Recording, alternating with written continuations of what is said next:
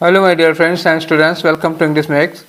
जैसा कि आप लोगों को पता है, इस समय हम लोग एसएससी सीएचएसएल 2023 के इंग्लिश का प्रीवियस पेपर सॉल्व कर रहे हैं और आज हम लोग करने जा रहे हैं 7 अगस्त 2023 का शिफ्ट 2। मतलब हुआ कि हम 7 अगस्त का फर्स्ट शिफ्ट कर चुके हैं। इसके पहले हम लोग 2 अगस्त का, 3 अगस्त का और 4 अगस्त का किए थे। ठीक है, अब ये 7 अगस्त का शिफ्ट 2 है, एक हम लोग और कर चुके हैं। तो आज हमारा कौन सा सेट होगा? आज हमारा होगा सेट नंबर 14। क्लियर हो गई इतनी बात? तो जो लोग आज हमारे साथ पहली बार जुड़े हुए हैं, आप लोगों को पता चल ही गया कि इसके पहले हम लोग 13 सेट कर चुके हैं। अच्छा, ये जो 13 सेट हैं ये तो CHSL 2023 के हो गए। इसके पहले भी हम लोगों ने 2022 का CHSL का सारा सेट लगाया है और 2022 और 23 का CGL लगाया है और स्टेनोग्राफर 2022 का, 23 का और CPO 2023 का, CPO SI और MTS 2022 और आधा 2022 का है और 2021 का पूरा MTS लगा दिया है। ठीक है, तो ढेर सारे पेपर सेट हैं, आप लोग सारे के सारे पेपर सेट लगा डीली। सबके PDF भी सबके साथ अटैच है। ठीक है, तो चलिए स्टार्ट करते हैं हम लोग आज का डिस्कशन। और पीछे वाले आप लोग देखते रहिएगा, बाद में देख लीजिएगा, अभी इसको कर लीजिए। तो स्टार्ट करते हैं। तो आपका पहला क्वेश्चन आपकी स्क्रीन पर जो दिख रहा है वो क्या कह रहा है? आपको बताना है साइनोनिम। किसका साइनोनिम? नीचे एक वर्ड दिया हुआ है चैलेंज। चैलेंज का मतलब बताने की ज़रूरत नहीं है, इतने समझदार आप लोग हो। चैलेंज का जो साइनोनिम होगा वो डेयर हो सकता है क्या? हाँ, डेयर हो सकता है। डेयर होता है थोड़ा जोखिम भरा काम करना, तो चैलेंज करना, चुनौती करना, चुनौती का सामना करना होता है ये। चार्जिन क्या होता है? What do you mean by? Charging नहीं है, चैग्रिन है। तो चैग्रिन का मतलब क्या होता है? जैसे हमारे अंदर कोई इरिटेशन या डिस्ट्रेस होता है, डिस्ट्रेस समझ लो आप। डिस्ट्रेस होता है, किस बात का डिस्ट्रेस होगा? जब हम किसी काम में अनसक्सेसफुल हो जाते हैं, जब हम किसी काम में फेल हो जाते हैं, तो उसका जो एक तनाव होता है हमारे सर पे, जो एक डिस्ट्रेस होता है, जो इरिटेशन होता है, डिसअपॉइंटमेंट होता है, उसको चैग्रिन कहा जाता है। फिलहाल यहाँ हमारे काम का नहीं है वो। एक्सर्ट क्या होता है? एक्सर्ट होता है फिजिकल या मेंटल एफर्ट। क्या होगा? फिजिकल, चाहे हम शारीरिक रूप से कोई एफर्ट करें या हम मेंटल कोई एफर्ट करते हैं, मानसिक रूप से कोई कोशिश करते हैं, एक तरह से मेहनत के लिए यूज किया जाता है। वो फिजिकल वर्क हो गया या मेंटल वर्क हो गया, परिश्रम के लिए लगेगा, एक्सर्ट होता था। और स्पेशली ये जो हम मेहनत करते हैं वो हमारा कोई एफर्ट होना चाहिए। अब आ जाओ एक्सेप्टेंस। एक्सेप्टेंस एक्सेप्ट से बना हुआ नाउन है, मतलब स्वीकार्यता हो जाती है। फिलहाल अभी इसमें से हमारा आंसर जो हुआ वो पहला ही होगा, बाकी इनमें कोई दूर दूर तक चैलेंज से रिलेटेड नहीं है। आई थिंक आपको कंसेप्ट क्लियर हो गया होगा। चलिए अगले क्वेश्चन में चलते हैं हम लोग, और अगला क्वेश्चन है हमारा क्वेश्चन नंबर 2। और क्वेश्चन नंबर 2 में क्या है? वहाँ साइनोनिम था और यहाँ क्या बताना है आपको? एंटोनिम बताना है। एंटोनिम के लिए भी एक वर्ड इन्होंने दे रखा है, हैम्पर।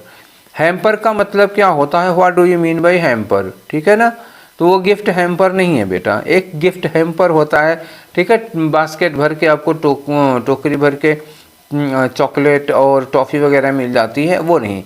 ये बाधा है। हैम्पर की 2 मीनिंग होगी, समझ लेना। एक गिफ्ट पैकेट हो जाता है और एक बाधा होती है। तो इसका और वर्ड क्या हो सकता है? इसका एक वर्ड हो सकता है ऑब्स्ट्रक्ट। ऑब्स्ट्रक्ट मतलब होता है ना बाधा डालना। ठीक है, ऑब्स्ट्रक्ट हो गया और ये सी है, ध्यान दीजिएगा। और एक होता है ऑब्स्टेकल। ठीक है, आपको अगर ये वर्ड्स नहीं पता है तो नोट कर लिए, साइनोनिम हो जाएंगे। ऑब्स्टेकल हो जाएगा। एक इम्पेडिमेंट हो जाता है, IMPE। इम्पेडिमेंट मतलब ये भी होता है, इम्पीड करना भी होता है ना, बाधा डालने जैसा, इम्पीड करना, ये इम्पेडिमेंट हो गया। एक वर्ड होता है रैक, RACK, ये भी होता है। ठीक है, ये भी सी है। ठीक, और एक वर्ड आता है रैक के अलावा, एक वर्ड आता है कौन सा होगा? Hinder, HINDER।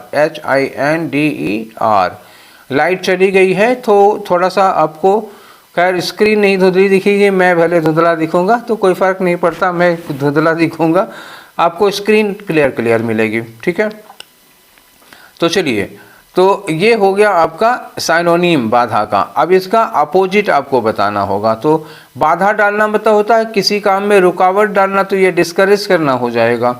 ठीक है, चलो इसका अपोजिट क्या हो गया, एनकरेज करना हो जाएगा, प्रमोट करना हो जाएगा, इंस्पायर करना हो जाएगा, ये सब हो जाएगा।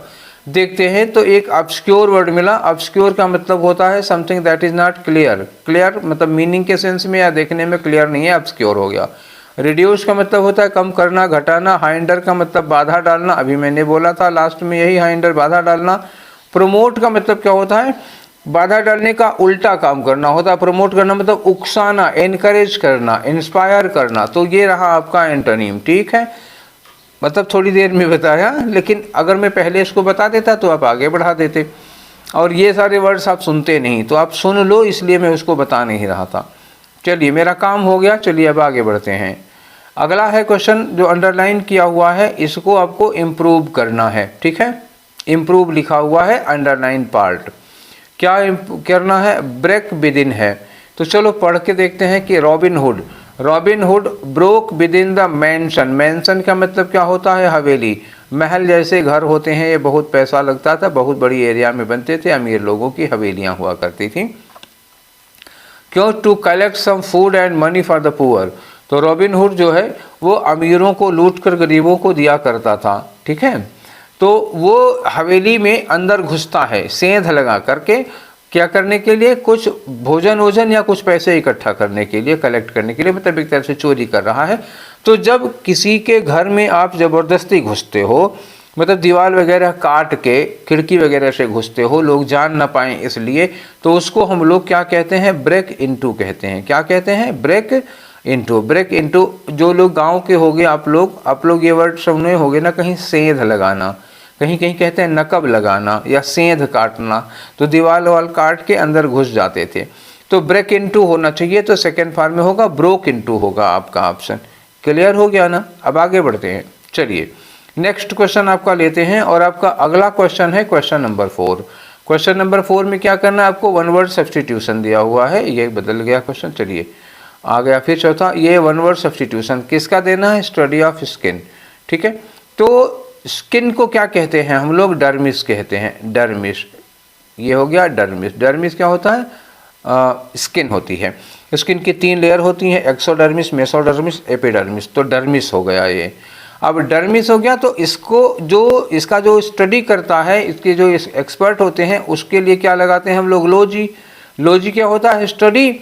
और लॉजिस्ट कौन होता है, स्टडी करने वाला, स्पेशलिस्ट या एक्सपर्ट होता है। तो डर्मिस और लॉजिस्ट दोनों मिला के क्या बनाओगे, डर्मेटोलॉजी बनाओगे। क्या बना, डर्मेटोलॉजी, स्टडी ऑफ स्किन। तो यहाँ पे लॉजिस्ट नहीं लिखना चाहिए था, हमको लॉजी लिखना चाहिए था, क्योंकि स्टडी ऑफ लिखा है, अ पर्सन हु स्टडीज लिखा होता तो लॉजिस्ट होता, तो डर्मेटोलॉजी होगा। 2 और वर्ड दिए हुए हैं, साइटोलॉजी। तो what do you mean by cytology, जहाँ साइटो लग जाता है वो किसके लिए लगता है, सेल के लिए। कौन वाली सेल, वो कार वाली सेल नहीं, ठीक है। ये है जो हमारी शरीर में कोशिकाएं होती हैं, उन कोशिकाओं को अंग्रेजी में सेल कहते हैं। तो study of cell is called cytology, ठीक है। अब आगे आ जाओ, कंजेनाइटल। कंजेनाइटल का मतलब क्या होता है, जन्मजात। कोई ऐसी चीज जो हमको जन्मजात मिलती है, बर्थ के समय मिल जाती है, आनुवंशिक रूप से मिलती है, उसको कंजेनाइटल कहा जाता है। डेमेंशिया, डेमेंशिया एक मेंटल स्टेट है। क्या होती है ये, किस मेंटल स्टेट को कहते हैं, तो हम कंटिन्यूसली जो इंटेलेक्चुअल प्रॉपर्टी में हमारी गिरावट आती है, लॉस ऑफ इंटेलेक्चुअल फंक्शनिंग, ठीक है। तो दिमाग में जो बुद्धि होती है वो धीरे धीरे समय के साथ जो घटती जाती है, उसको डेमेंशिया कहते हैं। ये किसी बीमारी की वजह से भी हो सकती है डेमेंशिया, ठीक है। आंसर भी आपको मिल गया, और चारों वर्ड्स का हमने आपको एक्सप्लेनेशन भी कर दिया, ठीक। मैं यही कहता हूँ कि सारे ऑप्शन को अच्छे से एक्सप्लेन करके चला करो। क्यों, क्योंकि जो आज ऑप्शन है कल वो क्वेश्चन हो सकता है, ठीक है ना। तो समझदारी इसी में है कि हम सारे ऑप्शंस को क्या करें, अच्छे से एक्सप्लेन करते हुए चलें, ठीक है। चलिए अब करते हैं हम लोग अगला वाला क्वेश्चन। अगला वाला क्वेश्चन क्या है बच्चा लोग, ये है क्वेश्चन नंबर 5। क्या करना है, इसमें दिया है कि that can substitute the underlined part और अंडरलाइन। अच्छा, तो ये स्वेटिंग बुलेट सब्सटीट्यूट, तो मीनिंग बताने की लग रहा है हमें क्वेश्चन। स्वेटिंग बुलेट्स में कुछ सब्सटीट्यूट करने लायक तो है नहीं, गलत तो कुछ लग नहीं रहा। अच्छा देखते हैं, I was so nervous for the job interview. मतलब किसी का जॉब का इंटरव्यू हो, आदमी इतना नर्वस था कि I was sweating bullets the whole time. पूरे समय क्या करते रहे, मतलब पहले आ चुका है ना कि ये नर्वस हैं और पूरे टाइम ये क्या कर रहे हैं, बुलेट स्वेट करते रहे, तो इसका मतलब क्या हुआ कि ये बहुत ज़्यादा घबराए हुए हैं। स्वेटिंग बुलेट्स का यहाँ जो मीनिंग होगी वो क्या हुआ, बहुत ज़्यादा घबराए हुए, एकदम एक्सट्रीमली नर्वस।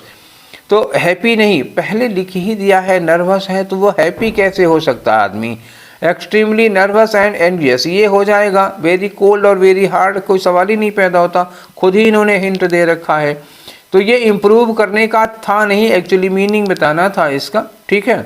चलिए, तो आपको मीनिंग इसकी मिल गई, वो बहुत नर्वस थे। आगे बढ़ते हैं हम लोग, अगला क्वेश्चन करते हैं। और क्वेश्चन नंबर 6 आपका आ गया। देखिए इसमें क्या करना है, आपको एरर निकालनी है। वैसे ये स्लैश लगे हुए थे तो इससे समझ में आ जा रहा था।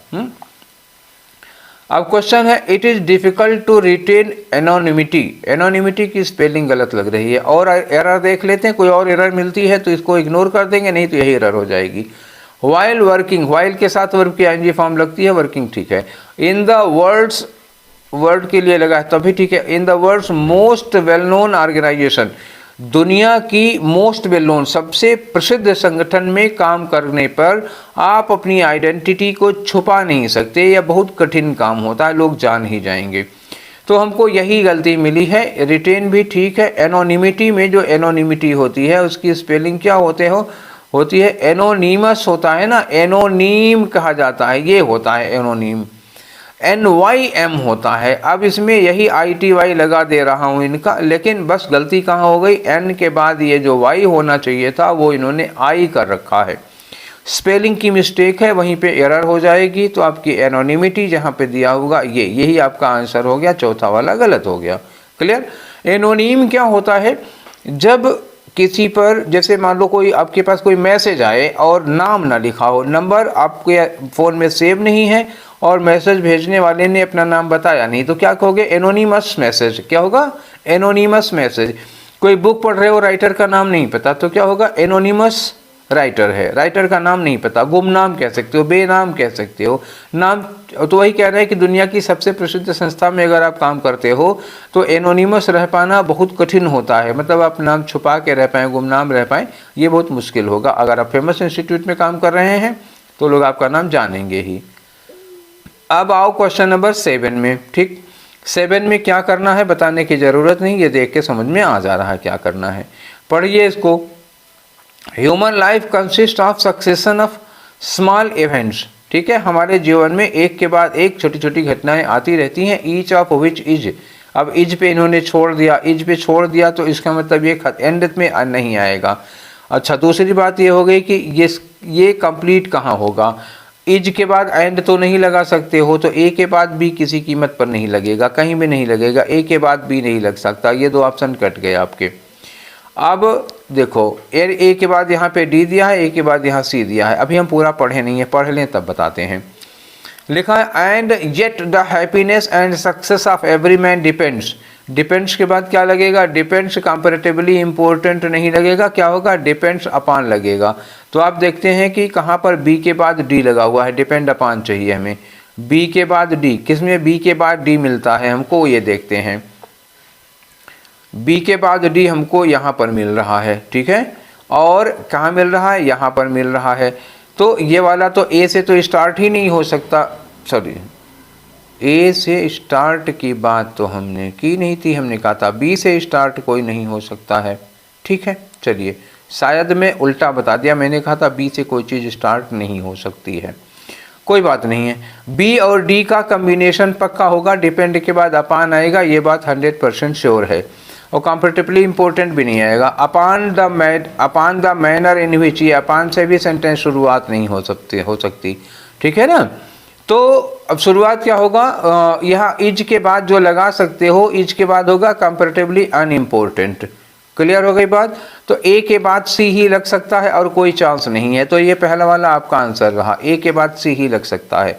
क्लियर है ना, ए के बाद सी ही लगेगा, क्योंकि ए के एंड में इज दिया हुआ है, इज के बाद हम एंड नहीं लगा पाएंगे और अपान भी नहीं लगा पाएंगे। इज अपान द मैनर ये नहीं होगा, क्योंकि डिपेंड के बाद अपान फिक्स हो गया, तो ए के बाद सी ही लग पाएगा, ये बात 100% श्योर हुई, और बी के बाद डी लग पाएगा, ये 100% श्योर है।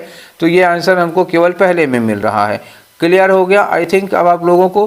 चलिए आगे बढ़ते हैं, नेक्स्ट क्वेश्चन में लेते हैं। क्वेश्चन नंबर 8 आपके सामने है। इसमें क्या करना है, वही दैट कैन सब्सटीट्यूट और अंडरलाइन किया हुआ है इतना, ठीक है। चलिए पढ़ते हैं इसको। आवर टीचर्स हैज़ प्लान्ड, देखो आवर टीचर्स क्या है, टीचर्स प्लूरल सब्जेक्ट है और इसके साथ हैज़ लगा है, ये गलत हो गया, हैज़ गलत हो गया, एरर आपकी गलत हो गई है, एरर मिल गई, सॉरी एरर आपको मिल गई, इम्प्रूवमेंट करना है, तो इतने से तो काम बनेगा नहीं। आगे लिखा है plan of going for a picnic to the Doon valley, तो इज प्लान्ड, तो देखो आवर टीचर्स, देखो यहाँ टीचर्स लिखा है ना, टीचर्स के बाद इज लगा है, होगा नहीं तो हैज़ नहीं होगा, हैज़ नहीं होगा, सीधी सी बात है। टीचर्स के साथ हमें प्लूरल वर्ब चाहिए और एक ही में प्लूरल वर्ब दी हुई है, चौथा आपका आंसर हो गया, ठीक है। अब आगे बढ़ें, चलिए नेक्स्ट क्वेश्चन पर चलते हैं। अगला क्वेश्चन आता है आपका क्वेश्चन नंबर 9। क्वेश्चन नंबर 9 में क्या है बच्चा, देखो इसमें कह रहे हैं ये पैसिव वॉइस में चेंज करो अब क्वेश्चन को। तो क्या दिया हुआ है कि Austin kept the cake in the refrigerator, kept क्या है, वर्ब की सेकंड फॉर्म है। रोज इस बात को बताता हूं मैं, जब भी वर्ब की सेकंड फॉर्म आ जाएगी वाज या वर के साथ हम वर्ब की थर्ड फॉर्म लगाएंगे, ठीक। ऑब्जेक्ट ढूंढो, केक है, केक से सेंटेंस शुरू होगा, द केक वाज केप्ट, ठीक, द केक वाज केप्ट, यहाँ इज लगा हुआ है, नहीं हो सकता। अब यहाँ इसमें भी केक वाज केप्ट है, यहाँ केक के बाद बीइंग केप्ट है, नहीं होगा, यहाँ केक वाज केप्ट है। अब देखो मैं कहता था ना कि एक आपका निकलेगा, लेकिन इसमें दो मिल गए हमें, करेक्ट वर्ब के दो मिल गए। अब देखना है आगे बढ़ के देखना है, तो यहाँ cake was kept in the refrigerator by Austin, ये तो ठीक है, बाय ऑस्टिन लगना चाहिए था, यहाँ लिखा है इन द ऑस्टिन। अब ये बताओ cake was kept in the Austin by refrigerator, refrigerator ने ऑस्टिन के अंदर केक रखा था, ये गलत हो जाएगा। अब आपके पास कौन सा ऑप्शन बचा, केवल सेकंड वाला, ठीक। चलिए आगे बढ़ें, सेटिस्फाई है ना आप लोग, चलें आगे, ठीक है आगे आ जाओ। क्वेश्चन नंबर 10 में क्या करना है, फिर वही इम्प्रूव द अंडरलाइन पार्ट। अब अंडरलाइन क्या हुआ, यहाँ से यहाँ तक अंडरलाइन करा, सेंटेंस पढ़ के देखो जरा, the new employee was quickly promoted, जो नया एम्प्लॉई था बड़ी जल्दी प्रमोट कर दिया गया, क्यों, due to their hard work and dedication, ये देयर किसके लिए लगा है, देयर लगा हुआ है एम्प्लॉई के लिए, और एम्प्लॉई क्या है बेटा, एम्प्लॉई है हमारा सिंगुलर, प्लूरल नहीं है, तो एम्प्लॉई सिंगुलर के लिए देखो आज भी तो लगा हुआ है, इसके लिए हम देयर नहीं लगा सकते, एम्प्लॉई के लिए हम क्या लगा सकते हैं, या तो हिज लगा लेते या तो हर लगा लेते, इट लगाएंगे नहीं क्योंकि होगा तो कोई आदमी ही, गाय भैंस तो होगी नहीं, है ना, ठीक है। तो हिज हार्ड वर्क, यहाँ पे दिया है हिज हार्ड वर्क, ये तो ठीक है। यहाँ लिखा due to the hard work and dedication of him, जब हमको सीधे हिज हार्ड वर्क मिल रहा है तो हम इतना घुमा फिरा के क्यों आएंगे, due to hard work and dedication, his क्यों छोड़ दिया भाई, हिज छोड़ नहीं सकते ना, वही इंप्रूव करना है, ये भी गड़बड़ हो रहा है। Due to giving hard work नहीं जी, अब पहला वाला सबसे बढ़िया क्या है, पहला वाला, बाकी सब में बात वही कही है, थोड़ा घुमा फिरा के कही गई है। जब हमको सीधा सटीक डायरेक्ट मिल जा रहा है तो हम क्यों दूसरे पर जाएंगे। नेक्स्ट में आ जाओ, अगला क्वेश्चन करते हैं। अगला क्वेश्चन है आपका क्वेश्चन नंबर 11। क्वेश्चन नंबर 11 में क्या है, देखो फिर वही रीअरेंजमेंट का क्वेश्चन है, चलिए पढ़ के देखते हैं। The nation has flourished a lot in many areas during last 7 decades, जो हमारा देश है हैज फ्लरिश्ड, वो खूब क्या है, खूब फला फूला है, इन मेनी एरियाज, बहुत सारे एरियाज में, ड्यूरिंग लास्ट 7 डिकेड्स मतलब पिछले 70 सालों में, एक डिकेड 10 साल का होता है तो 7 डिकेड मतलब 70 साल हो गए, ठीक। The truth is perhaps partial neglect and insignificant place given to the budgetary allocations by the ruling government. Truth ये है, शायद ये है कि पार्शियल निगलेक्ट मतलब कुछ पार्शियल मतलब पूरा नहीं, कुछ इसको निगलेक्ट किया गया है और इसको इनसिग्निफिकेंट प्लेस, कुछ कम महत्वपूर्ण स्थान दिया गया है। जब बजटरी एलोकेशंस होते हैं मतलब जब बजट में इनके लिए पैसे अलॉट किए जाते हैं रूलिंग गवर्नमेंट के द्वारा, तो ये किसी चीज़ का कारण बता रहे हैं भैया, अभी हमको कारण नहीं मिला। ये ऊपर वाले में क्या कहा इन्होंने, पॉजिटिव सेंटेंस दिया, डेवलपमेंट की बात की, और ये डेवलपमेंट ना होने की बात है, तो बी वाला ए का कारण तो किसी कीमत पर नहीं हो सकता। अब यहाँ लिखा है but the biggest ever challenges of health care and education are still not achieved in their true sense. अच्छा, ए वाले में कुछ बताया इन्होंने कि बहुत सारे क्षेत्रों में हम बहुत आगे बढ़ गए, बहुत ज़्यादा डेवलप हो गए, खूब फले फूले। अब बट लगा रहे हैं तो बट क्या कर रहा है, बट आपके ए वाले सेंटेंस के अगेंस्ट जा रहा है, तो ए के बाद बी लगाएंगे। ये बात हमको ठीक ठीक पता चल गई है, ए के बाद बी लगाना है। ए वाली बात का विरोध कर रहा है, बी नहीं जी सी वाला। क्या हम भी कर देते हैं, गड़बड़ कर दिया। यहाँ पे हमको क्या करना चाहिए था, सी करना चाहिए था। तो हमें यहाँ ए के बाद सी लगाना है ना। ठीक, अब ठीक हुआ। अब आगे आते हैं, specific reasons are partially known, मतलब इसके जो कारण है वो partially known and the rest is speculation. कुछ कारण तो नोन है और कुछ अनुमान है अबाउट इट। तो ये जो रीजन इन्होंने कहा, यही रीजन तो बताए हैं किसमें, बी वाले में। तो हम डी कर दें। किसका कारण बताया जा रहा, बी में। मतलब इन्होंने कहा कि मतलब हेल्थ केयर और एजुकेशन के क्षेत्र में जब हम उतनी सक्सेस नहीं पाए हैं, इसका कारण क्या है, डी में बताया। तो सी का कारण इन्होंने डी में बताया और उन कारणों को एक्सप्लेन क्या किया है, यहाँ पे पार्शियली नोन है, तो जो पार्शियली नोन है वही पार्शियल निगलेक्ट और इनसिग्निफिकेंट प्लेस देने की बात हो गई। तो अब हम बाद में क्या लगाते हैं, बी लगा दो, तो डी बी हो गया। अब आई थिंक आप लोगों को समझ में आ गया होगा कि ये हमने किस तरह से लगाया है। अब ए सी डी और बी का ऑप्शन ढूंढो, कहाँ है ए सी डी और बी। तो ये रहा आपका ए सी डी और बी, आंसर 3 हो गया। सेटिस्फाइड ना। चलें आगे, ठीक है चलिए आगे बढ़ते हैं। आपका अगला क्वेश्चन हो गया। अगला क्वेश्चन क्या है, 12 नंबर का। तो 12 में क्या कह रहे हैं, इन्होंने कहा एंटोनिम बताओ किसका, अंडरलाइन वर्ड का। अंडरलाइन क्या हुआ है, एडॉप्टेड है, ए डी ओ वाला है, ध्यान रखिएगा, A D O P T, ठीक है। तो ये होता है ना एक्सेप्ट करना, अपनाने के लिए यूज किया जाता है। और ए डी ए होता तो क्या होता, गोद लेने के लिए। लिखा है कि measures adopted by the International Olympic Committee and supported by UN have been described as a game changer for the future Olympic events in terms of driving sustainability in sport and fighting climate changes. तो adopted मतलब जो उपाय अपनाए गए हैं, ठीक है। इसका एंटोनिम बताना है, तो जो हमने रिजेक्ट किया है, अपनाया नहीं रिजेक्ट किया है, तो रिजेक्टेड इसका मोस्ट सुटेबल एंटोनिम हो जाएगा। और देख लो, हेडेड का मतलब क्या हुआ, हम किसी चीज़ की स्टार्टिंग करते हैं, प्रवेश करने के लिए लगता है। स्टैब्लिश होता है स्थापित करना। इंडक्टेड का मतलब होता है एक तरह से एडमिट करना। तो वही एडमिट जो होता है ना, ये तो साइनोनिम हो जाएगा ना। ये क्या हो जाएगा, एडमिट करना मतलब एक्सेप्ट करना, ये साइनोनिम हो जाएगा। और रिजेक्ट क्या हो गया, एंटोनिम हो जाएगा। आपका आंसर हो जाएगा रिजेक्टेड। Is that clear. चलिए, एक वर्ड जरूरी था, इंडक्टेड की मीनिंग आपको बताना जरूरी था। वो कल हो सकता है क्वेश्चन में आ जाए या किसी और ऑप्शन में आएगा, तो कम से कम एलिमिनेट तो कर पाओगे ना अच्छे से। इसलिए सारे वर्ड की मीनिंग जानना जरूरी है। अब हम लोग आते हैं क्वेश्चन नंबर 13 में। क्या करना है 13 में भाई, 13 में आपको खाली जगह दी है, उसको भरना है। The most dash creature as far as Amit is concern is a walrus, ठीक है ना। तो इन्होंने कहा कि जो सबसे मतलब अमित के लिए जो सबसे डैश क्रिएचर है वो वालरस है। वालरस जानते हैं क्या होता है, नहीं जानते हैं तो देख लीजिए, ठीक है। चलिए, तो अब यहाँ पे एक ही वर्ड है जो चारों में लिखा हुआ, डेस्पिकेबल। और डेस्पिकेबल की मीनिंग क्या होती है, देखो पहले तो स्पेलिंग देख लो डेस्पिकेबल की, DESPI होगा, DESPI होगा, केबल में CABLE होगा, ठीक है। डेस्पिकेबल की स्पेलिंग पहले ढूंढो कौन सी है, तो डेस्पिकेबल की स्पेलिंग जो हमारी सही होगी ये होगी। अच्छा, बिना मीनिंग जाने तो ये लगाने का मज़ा नहीं आ रहा होगा ना। तो डेस्पिकेबल का मतलब होता है घिनौना, मतलब कोई ऐसा जीव जिससे अमित को बहुत घिन आती है, ठीक है, वो घिनौना हो गया। हेटफुल के लिए लगता है डिस्पाइजिंग, ठीक, समझ में आ गया।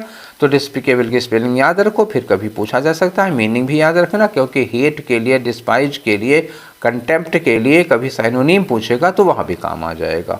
लोथसम एक और होता है इसके लिए वर्ड, लोथसम। एब्नॉक्सियस एक वर्ड होता है, ठीक। अब इतने सारे तो बोल दिए, नोट कर डालो ना यार रुक के, ठीक है। चले आगे, चलो नेक्स्ट क्वेश्चन लेते हैं। अगला क्वेश्चन है हमारा क्वेश्चन नंबर 14। तो 14 में क्या कह रहे हैं, निशान देख रहे हैं ना ये स्लैश वाले, वो बता रहे हैं कि एरर है। और यहाँ देख लो एरर लिखा, I am walking in the cross road garden. अच्छा, सिंस मॉर्निंग, यहाँ से पकड़ो, since morning, since morning, since के साथ पॉइंट ऑफ टाइम दिया हुआ है। तो जब भी हम लोग सिंस के साथ टाइम बताते हैं, ये जो सेंटेंस होता है परफेक्ट कंटिन्यूअस में होता है, या परफेक्ट निगेटिव होता तो परफेक्ट में, और अफर्मेटिव होता तो परफेक्ट कंटिन्यूअस में। तो यहाँ जो एम है वहाँ क्या होना चाहिए था, आई हैव बीन वॉकिंग, क्या होता, आई हैव बीन वॉकिंग। तो गलती किस में होगी बच्चा, जहाँ एम लगा होगा वो गलत हुआ, आपका आंसर 4 हुआ। उसी जगह पे होना क्या चाहिए था, बहुत आसानी से समझ में आ जाएगा आपको। जरा सिंस पे अगर आप फोकस रखेंगे तो। अगला क्वेश्चन आते हैं क्वेश्चन नंबर 15 में।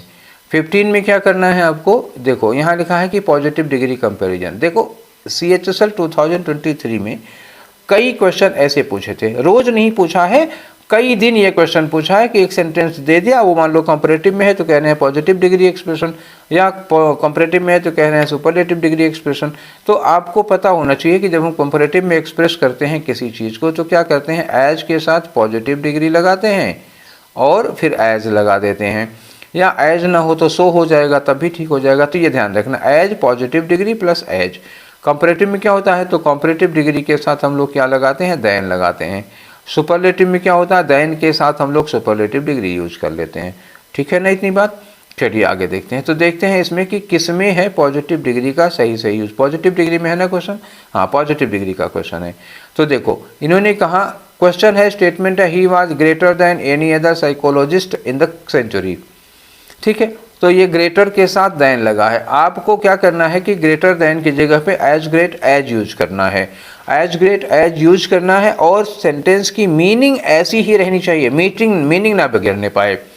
यहाँ लिखा I all other psychologist were as great as him, तो मीनिंग बिगड़ जाएगी। यहाँ कहना है कि he was greater than any other psychologist, वो दूसरे सारे साइकोलॉजिस्ट से ज़्यादा ग्रेट था।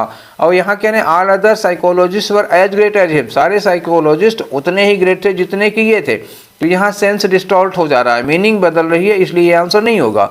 दूसरा है he was the greatest psychologist of all, ये मीनिंग तो सही है लेकिन डिग्री सुपरलेटिव हो गई, और कहना क्वेश्चन किस में है, पॉजिटिव डिग्री में करना है।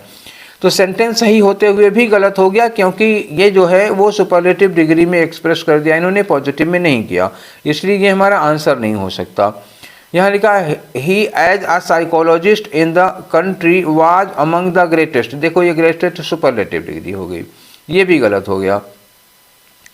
अब एक तो लेना ही पड़ेगा, तो लिखा है no other psychologist of the country was as great as he was, ये ठीक हो गया कि कोई भी मतलब सेंचुरी का कोई भी साइकोलॉजिस्ट उतना ग्रेट नहीं था जितना कि ये थे। तो यहाँ पे as great as positive degree में इन्होंने कहा ना, तो ये चौथा वाला आपका मोस्ट सुटेबल आंसर होगा। ठीक, चले आगे आ जाइए। अगला क्वेश्चन है आपका 16 नंबर का।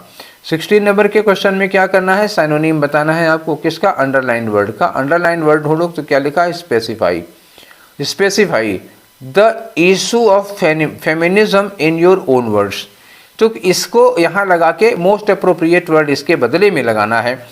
तो क्वेश्चन क्या है, specify the issue of feminism in your own words, अपने शब्दों में नारीवाद के मुद्दे को स्पेसिफाई करो। तो स्पेसिफाई करना नहीं होता, क्या कहता है, एक्सप्लेन करना, डिफाइन करना, एनालाइज करना, स्पेसिफाई नहीं किया जाता। जब अपने कहा जाए अपने शब्दों में तो उसका वर्णन वगैरह करना जब होता है ना, तो ब्रीफ तो होगा नहीं। ठीक है, ब्रीफ करो अपने शब्दों में। रिफ्यूट का मतलब बेटा क्या होता है, रिफ्यूट का मतलब होता है खंडन, कोई विचारधारा होती है उसका हम खंडन करते हैं तो रिफ्यूट करते हैं, तो खंडन करने के लिए यहाँ नहीं आया है। क्रिटिसाइज करोगे अपने शब्दों में या डिफाइन करोगे। अब बताओ इतने में फिर से मैं एक बार क्वेश्चन को रिपीट कर रहा हूँ, फेमिनिज्म के मुद्दे को अपने शब्दों में खंडन करो, अपने शब्दों में क्रिटिसाइज करो या अपने शब्दों में डिफाइन करो।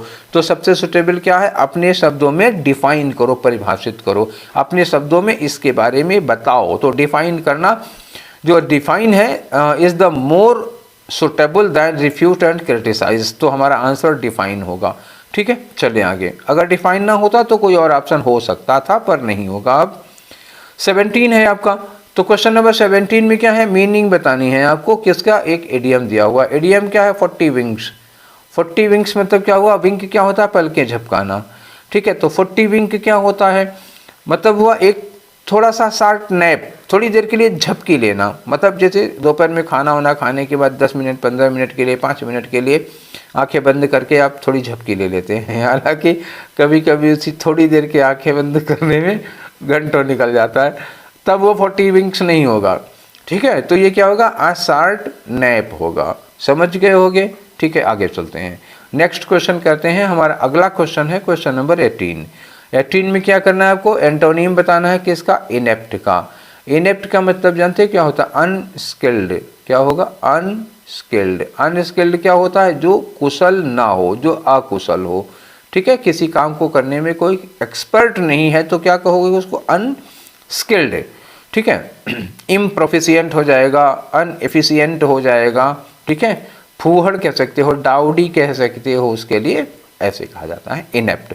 एंटोनिम बताने का मतलब क्या, बहुत ही योग्य, बहुत ही कुशल, तो इसका अन हटा दो, क्या हो गया, स्किल्ड हो गया, स्किल्ड हो गया। या डेक्स्ट्रस होता है, एक दिन आया था डेक्स्ट्रस, कोई काम करने में बहुत एक्सपर्ट, और एडेप्ट हो सकता है, लिख ली। अब इतने ढेर सारे आ रहे हैं मेरे दिमाग में, तो ये सब नोट कर लो। एक ऊपर लिखा हुआ है स्किल्ड, स्किल्ड मतलब कुशल काम करने में, एडेप्ट मतलब कोई काम करने में बहुत ही कुशल। एक होता है प्रोफिशिएंट, प्रोफिशिएंट एक हो गया। एक आता है एफिशिएंट, ठीक है, EFFICIENT, इफिशिएंट होता है।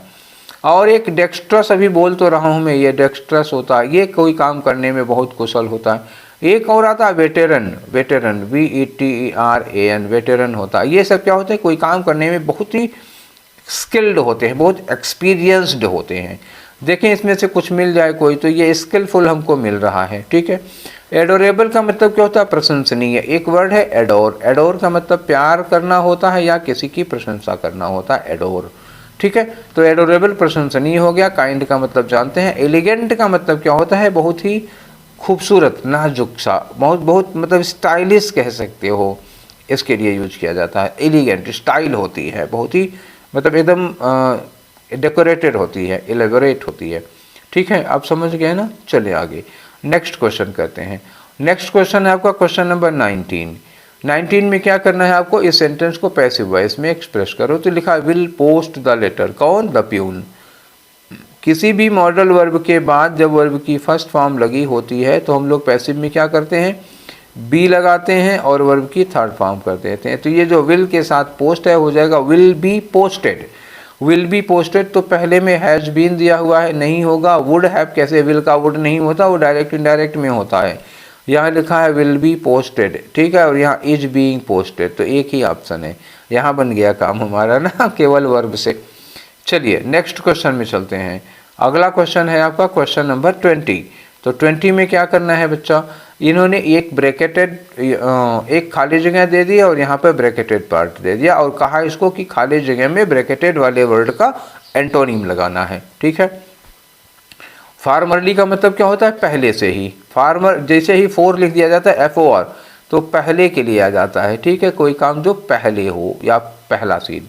तो लिखा है the smell of formerly brewed coffee wafted through the air, आहा, महक उठ रही थी, कॉफ़ी थी तो उसको क्या हो रहा है, वो कॉफ़ी की महक उठ रही थी।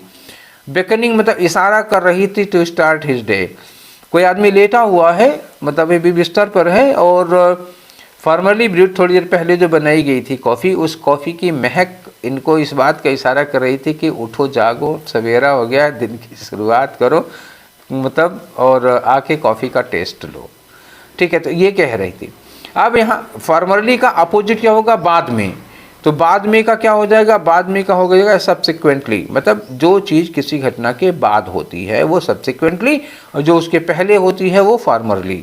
तो इनके उठने के पहले कॉफ़ी बन गई थी तो फार्मरली, ठीक। एंटोनिम क्या होगा, सब्सिक्वेंटली। हाइदर टू का मतलब होता है अब तक, बाय नाउ। और क्विकली का मतलब जानते हो जल्दी से। प्रिजर्व्ड का मतलब जिस चीज़ को हम बचा के सहेज के रखे हुए हैं वो प्रिजर्व्ड होता है। 20 क्वेश्चन हो गए। अब हमारा 21 से 25 क्या होता है, वही कहानी। एक पैराग्राफ, 5 खाली जगहें होंगी, उनके लिए सूटेबल ऑप्शन हमको लगाना है जो नीचे दिए रहते हैं। तो इसके पहले हम लोगों को वो पैराग्राफ पढ़ना पड़ेगा।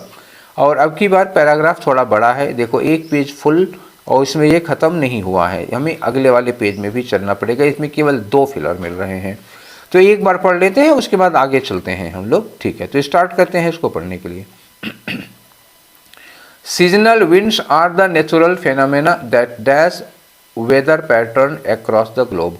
सीजनल विंड का मतलब जो मौसम के हिसाब से जो क्या कहते हैं, ऋतुओं के हिसाब से हवा चलती है। जैसे गर्मी में हवा चलती है तो समुद्र से स्थलखंड की ओर, जाड़े में स्थलखंड से समुद्र की ओर। तो इस तरह से जो सीजनल विंड होती हैं वो एक नेचुरल फेनोमेना है। और वेदर पैटर्न, जो वहाँ का मौसम का पैटर्न होता है पूरे ग्लोब, पूरे पृथ्वी पर, उस पर ये अच्छा खासा असर डालती हैं।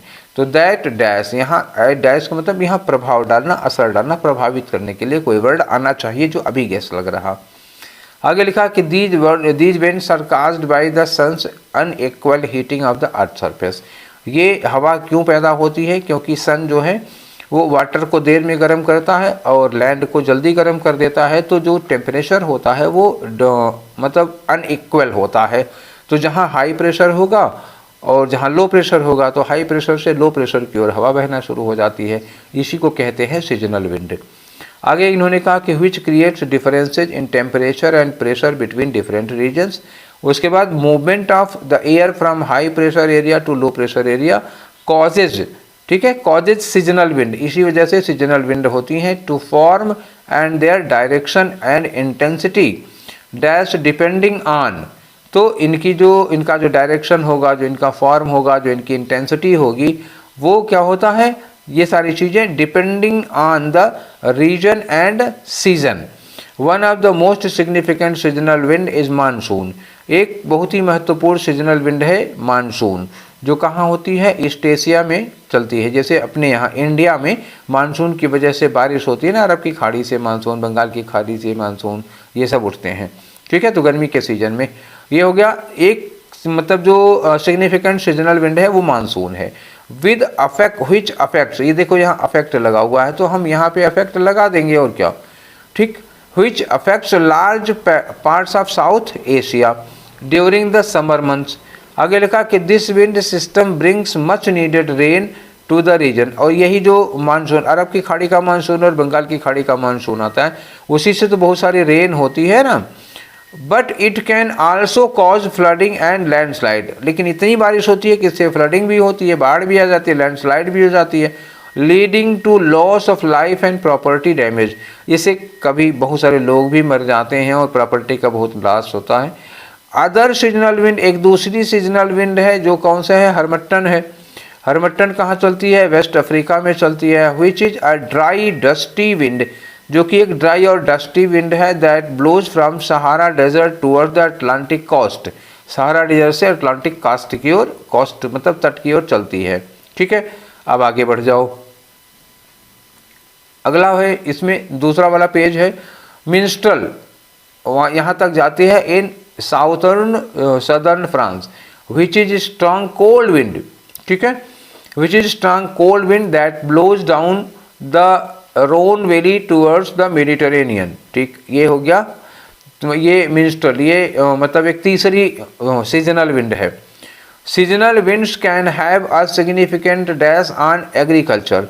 तो जाहिर सी बात है सीजनल विंड्स का एग्रीकल्चर पर डैश पड़ता है तो इफेक्ट होगा, जाहिर सी बात है यहाँ प्रभाव होगा। इफेक्ट, इन्फ्लुएंस, इम्पैक्ट, मतलब प्रभाव जैसा कोई वर्ड यहाँ आना चाहिए। किस पर? एग्रीकल्चर पर, particularly in the region where rainfall is limited, वहाँ खास तौर से इनका इफेक्ट होता है।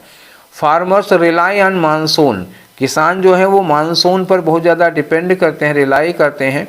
और other seasonal winds in these areas to bring moisture to these crop, to their crops. आगे लिखा है कि however changes in wind pattern, इन्होंने कहा कि विंड पैटर्न में जो चेंज आता है ड्यू टू क्लाइमेट चेंज, जो क्लाइमेट की वजह से, क्लाइमेट चेंज की वजह से, can dash these seasonal range. तो ये कैन काज, ये क्या कहते हैं, ये कारण बनते हैं इन सीजनल रेंज के, leading to crop failure and food storage, ठीक है। इसकी वजह से क्रॉप फेलियर और फूड स्टोरेज हुआ करता है, ठीक है। आगे, overall seasonal wind are a vital part of the earth weather system. Overall ये कह रहे हैं कि सीजनल विंड जो है एक बहुत ही वाइटल पार्ट है, बहुत इंपॉर्टेंट पार्ट है अर्थ के वेदर पैटर्न का, वेदर सिस्टम का। And their effects are dash across the globe, और इनके इफेक्ट को हम साफ साफ देख पाते हैं पूरे ग्लोब में, पूरे पृथ्वी पर, ठीक है। तो चलिए अब हम लोग आगे बढ़ते हैं, इसको लेकर के पहला क्वेश्चन करते हैं। पहला क्वेश्चन क्या था बेटा, आपको मैं एक पीछे करके दिखाऊं तो देखो, पहले ऑप्शन देख लो तब पीछे करो। तो यह ऑप्शन क्या है, एक अफेक्ट दिया हुआ है, एक कैलकुलेट दिया हुआ है, एक कोलाइड मतलब टकराव हो जाएगा, एक एग्जैगरेट होगा, ठीक है। अब आप आ जाओ पहले वाली स्क्रीन पर। देखो इसको मैं क्लियर कर दूं या बिना क्लियर के लिए आप देख लोगे, तो मैं क्लियर कर दे रहा हूं एक बार, तो साफ हो जाएगा, तो आपको देखने में थोड़ी आसानी होगी, ठीक है। चलिए, तो ये रहा, इसको मैंने कर दिया क्लियर, ठीक। अब बढ़िया रहेगा ना। चलिए, तो पहले पे इन्होंने क्या कि seasonal wind are natural phenomena that dash the weather pattern across the globe. Last वाले में कंक्लूजन में भी यही कहा कि जो सीजनल विंड है एक बहुत इंपॉर्टेंट चीज़ है जो पूरे ग्लोब पर वेदर पैटर्न को, वेदर सिस्टम को बहुत ज़्यादा प्रभावित करती हैं। तो यहाँ पे क्या होगा, प्रभावित करने के लिए दैट के बाद, चूंकि सीजनल विंड, ये सीजनल विंड्स है, नेचुरल फेनामेना, फेनामेना के लिए आप यूज करोगे वर्ब सिंगुलर लगेगी। और यहाँ भी देखो which affects large part of, तो अफेक्ट यहाँ पे क्या लगाओगे, अफेक्ट। हमारा मेला भी तो था यही अफेक्ट, ठीक है। फिर दिखाऊं, ये लो देखो, ये क्या मिला है पहले क्वेश्चन के लिए, फर्स्ट ब्लैंक के लिए अफेक्ट्स मिल गया कि नहीं मिल गया, तो हमें पहला वाला आंसर लेना है। सीजनल विंड का मानसून पर, वेदर पर इफेक्ट यहाँ पर बताया गया, अफेक्ट्स लग गया, बाकी और कोई नहीं हुआ। अब दूसरे वाले ऑप्शन के लिए क्या करते हैं हम कि अगला आंसर देख लेते हैं ना, पहले ऑप्शन देख लो फिर मैं बताता हूँ। दूसरे वाले के लिए क्या होता है कि इन्होंने कहा कि फ्लक्चुएट करना होगा, ट्रांसफॉर्म मतलब परिवर्तित हो जाना, म्यूटेट करना, म्यूटेट चेंज करने के लिए आ जाता है जब किसी चीज़ बहुत ज़्यादा परिवर्तन आ जाता है। वैरी का मतलब क्या होता है, ये वैरी का मतलब होता है डिफ़र करना। डिफ़र करना का मतलब हुआ जैसे मान लो सीजनल विंड है, जैसे सीजनल विंड है तो जहाँ जैसे होती है उसका काम अलग अलग। जैसे इधर साउथ ईस्ट एशिया की ओर जो सीजनल विंड होती हैं ये बारिश ले आती हैं, गर्मी के सीजन में होती हैं, कहीं कहीं सूखा ला देती होंगी जो सीजनल विंड होती हैं। तो वैरी का मतलब क्या होता है, डिफ़र करना। और फ्लक्चुएट करने का मतलब क्या होता है, देखो फ्लक्चुएशन क्या होता है, फ्लक्चुएशन जैसे वोल्टेज है, ठीक है, वोल्टेज है, थोड़ी देर में वोल्टेज 230 वोल्ट आ गया, कभी 200 वोल्ट आ गया, कभी 150 वोल्ट आ गया, कभी 300 वोल्ट आ गया, बल्ब वगैरह फ्यूज हो जाते हैं, ये फ्लक्चुएशन होता है, ठीक है, किसी चीज़ में। लेकिन इसको डिफ़र करना नहीं कहते। एक लगातार करंट चल, जैसे करंट चल रहा है, कभी यूं गया यूं गया यूं गया यूं गया यूं गया यूं गया, ये फ्लक्चुएशन है। और एक ये हो, एक ये है, एक ये है, एक ये डिफ़र कर रहे हैं। तो डिफ़र अलग अलग जगह पर अलग अलग होगा। अगर एक ही है, जैसे मान लो एक मानसून है, सपोज करो हम केवल अरब सागर के मानसून की बात कर रहे हैं, अरब सागर का मानसून कभी ज़्यादा कभी कम, कभी ज़्यादा कम करेगा तो फ्लक्चुएट होगा। और कहें कि अरब सागर का मानसून और बंगाल की खाड़ी का मानसून और वो मेडिटेरेनियन सी जो 2-3 अभी इन्होंने गिनाया, ये सब क्या करेंगे, ये फ्लक्चुएट नहीं, ये वेरी करेंगे, ये डिफ़र करेंगे एक दूसरे से। जब एक दूसरे से अंतर करते हैं तो वो डिफ़र करना या वेरी करना कहा जाता है, ठीक। और जब एक ही की इंटेंसिटी कम ज़्यादा होती है तो वो फ्लक्चुएट करना कही जाती है। तो आई थिंक आपको फ्लक्चुएट और वेरी करने का डिफरेंस पता चल गया होगा, क्योंकि अगर ये डिफरेंस नहीं पता चलेगा तो आप फ्लक्चुएट आंसर को लगाओगे और हमको चाहिए क्या, वेरी यहाँ पे लगाना है। तो क्यों मैं वेरी लगा रहा हूँ वो आपको बताने के लिए, ठीक है, फ्लक्चुएट और वेरी। अच्छा, मैंने आंसर बता दिया। सिचुएशन एक बार फिर से आप लोग देख लीजिए ना, क्या सिचुएशन थी, ये सिचुएशन थे, दूसरे नंबर पे हमको लगाना था ये सिचुएशन। देखो यहाँ पे क्या हुआ, देखो यहाँ से पढ़ लेते हैं कि the movement of air from high pressure area to low pressure area, seasonal wind form जो बनती हैं और देयर उनका जो डायरेक्शन होता है, उनकी जो इंटेंसिटी होती है वो डैश करती है depending on the region and season. Region और सीजन के हिसाब से सीजनल विंड की ये सारी चीज़ें डिफ़र करती हैं। तो अलग अलग सीजनल विंड के बीच में अंतर की बात कर रहे हैं तो ये डिफ़र करती हैं। डिफ़र करने के लिए आप डिफ़र वहाँ लिखा नहीं था तो इसलिए मैं कह रहा था वेरी लगेगा यहाँ पे। क्लियर हो गया, ठीक है। चलिए अब आगे चलते हैं नेक्स्ट वाले पे हम लोग, ठीक है। तो अगला क्वेश्चन था हमारा, ये 3rd नंबर वाले को हमको फिल करना है, ये वाला।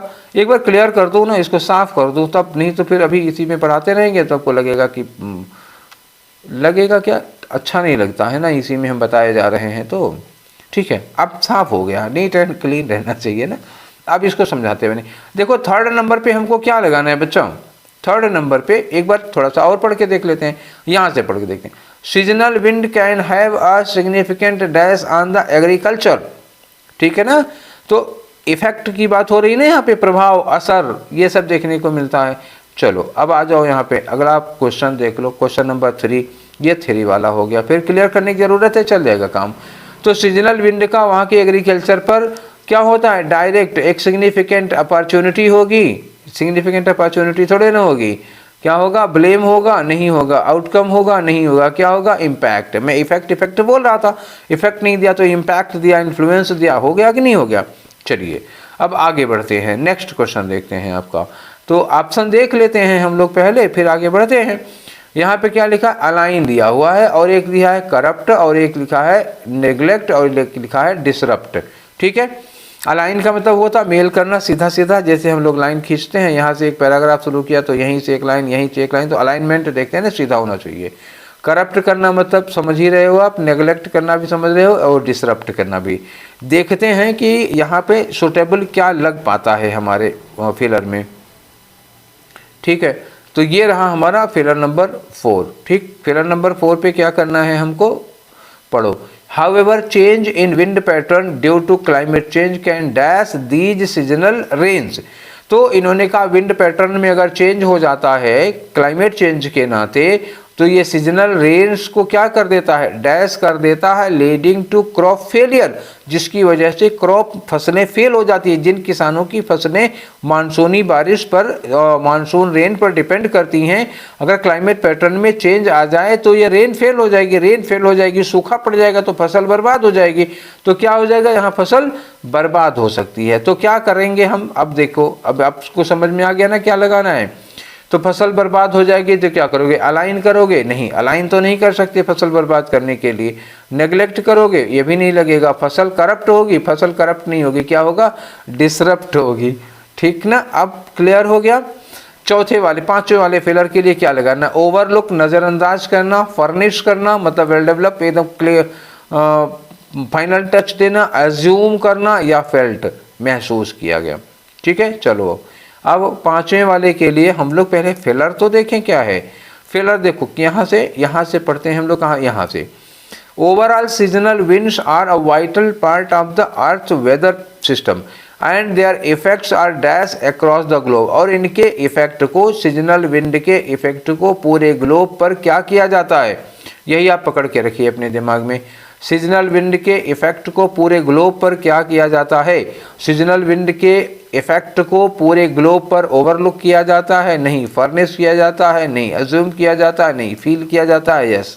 इनके इफेक्ट को पूरे ग्लोब पर, पूरे पृथ्वी पर महसूस किया जाता है, फील किया जाता है, तो क्या लगा देंगे हम, फेल्ट लगा देंगे। ठीक, ये 25 क्वेश्चंस हमारे हो गए, और आई होप कि आप लोगों को ये सब का सब समझ में आ गया होगा। अगर किसी को कोई परेशानी हो रही है, कोई प्रॉब्लम किसी क्वेश्चन को लेकर है, तो आप मुझे व्हाट्सएप पर मैसेज करके उस डाउट को क्लियर कर सकते हो, या यहीं कमेंट बॉक्स में लिख दो अगर समझने में कोई प्रॉब्लम हुई है किसी क्वेश्चन को तो। ठीक, अपनी ओर से मैंने पूरी कोशिश की है कि मैं इसको ठीक से ढंग से एक्सप्लेन कर दूं ताकि आप लोगों को कोई दिक्कत ना आए। पर अगर आई हो तो बताइएगा, मतलब I am ready to explain once more. ठीक है, पूरा नहीं, जो आपका एक क्वेश्चन होगा उसको मैं एक्सप्लेन कर दूंगा। इंडिविजुअल की प्रॉब्लम हुई तो कई लोगों को प्रॉब्लम होगी, तो फिर से उस क्वेश्चन को मैं वीडियो बना के डाल दूंगा।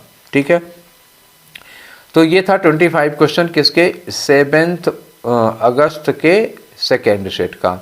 ठीक है, तो अभी तक कुल हम लोग कितने 14 सेट कर चुके हैं। 14 × 25 कर दो, आप अंदाज़ा लगा लीजिएगा कितने क्वेश्चन हो चुके हैं। अभी हमारे पास ढेर सारे सेट बचे हुए हैं, तो रोज़ रोज़ एक एक करते रहेंगे। कोशिश करेंगे कि कोई गैप ना आने पाए। फिर भी कभी कभी आ जाता है, जो हम नहीं चाहते हैं फिर भी आ जाता है। ठीक है, तो अपनी राय दीजिएगा इस वीडियो पर और सारे वीडियोज़ पर। कुछ और सुझाव देना चाहते हैं तो दीजिए। ठीक है, तो फिर मिलेंगे हम लोग कल वाले सेशन में, और अपने दोस्तों के साथ शेयर करो और कमेंट ज़रूर किया करो। ठीक है, तो फिर मिलेंगे कल। Then take care, thank you.